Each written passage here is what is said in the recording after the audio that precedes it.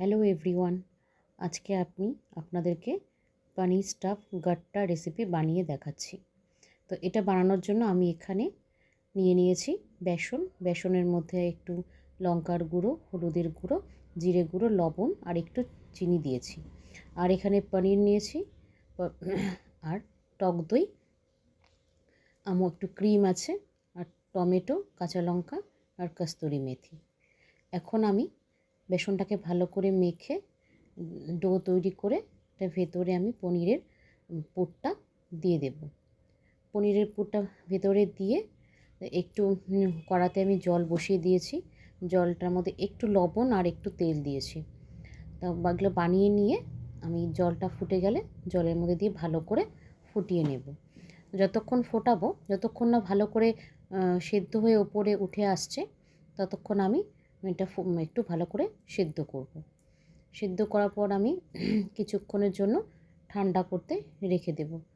ঠান্ডা হয়ে গেলে আমি কড়াতে তেল দিয়ে তারপরে আস্তে আস্তে ডোগুলোকে ভালো করে ভেজে নেব।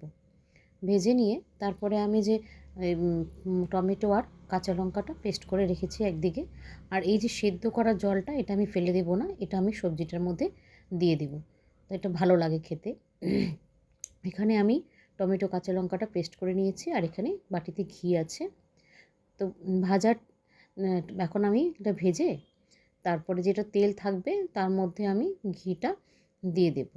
ঘিটা দিয়ে তারপরে আমি সেটাতে টমেটো পেস্টটা দিয়ে দিচ্ছি।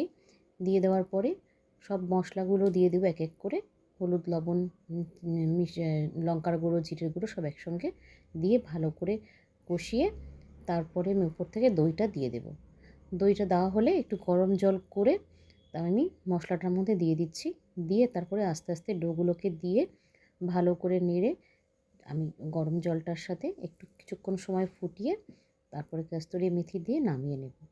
এখন ওপর থেকে আমি একটু ক্রিম দিয়ে দিচ্ছি। তো এটা ছিল আজকে আমার পনির স্টাফ গাট্টা রেসিপি। কেমন লাগলো আপনাদের? আমরা তো খুব ভালো খেয়েছি। আপনারাও বাড়িতে বানিয়ে খেয়ে দেখবেন, ভীষণ ভালো লাগবে। তো সবাই কেমন আছেন জানাবেন অবশ্যই কমেন্ট করে যে কেমন হয়েছে দেখতে রেসিপিটা। ভালো থাকবেন সবাই, সুস্থ থাকবেন। Bye, tata.